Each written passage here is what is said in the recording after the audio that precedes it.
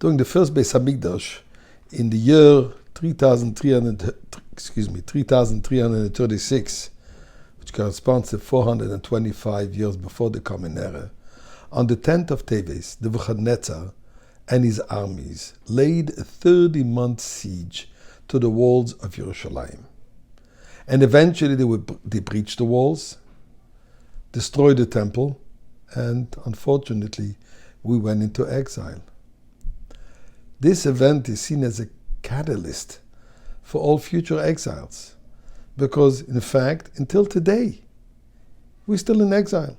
So that was the beginning of the long exile of Yidden. Even when the second Beis Hamikdash was built, it wasn't complete and it was also destroyed. What we find interesting that the fact of the 10th of Teves is more severe than all the other rabbinic fasts, such as Tzom Gedalia, Tainis Esther, Shivasa B'Tammuz, and even Tisha B'Av. That all the other fasts, if they would occur on a Friday or on a Shabbos, it would be postponed because on Shabbos one is not fasting, and on Friday one is not supposed to fast, so as not to enter into the Shabbos fasting. Except for Asara B'Teves. The 10th of Teves, we fast even if it's on a Friday. In fact, a few years ago, it was on a Friday. And then when the calendar was set according to the Kiddush HaChodesh, the monthly sanctification of the new month by the Beis Din, where it could occur that Asara B'Teves could come, the 10th of Teves that is, could be on a Shabbos, we would fast on that day too. The reason? Because when the Cheskel, the Navi speaks about that event, in chapter 24, the Cheskel says the following: Vahi dvar Hashem ilai bashona atshis. Those were the words of God. On the 9th year, b'chodesh hasiri, in the 10th month, be'osal hachodesh, on the 10th of the month, leimor, to say the following. And what did he say?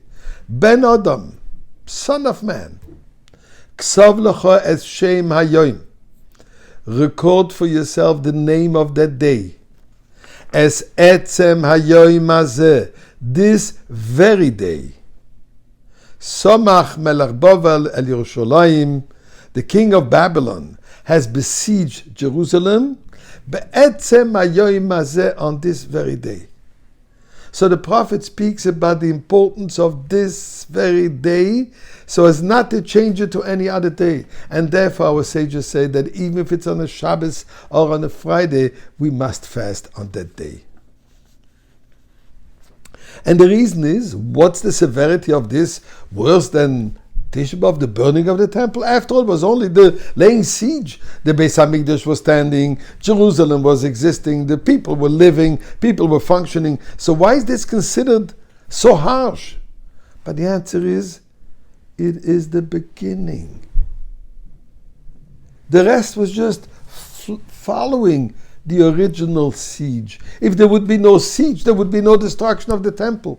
So although in pain, so to say, it is less painful, but it is the cause for everything else. And therefore, it is so severe. But yet there is something very positive about it.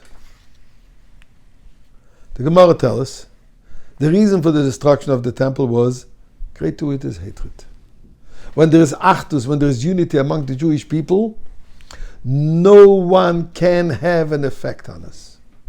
No one can hurt us, no one can do any harm to us.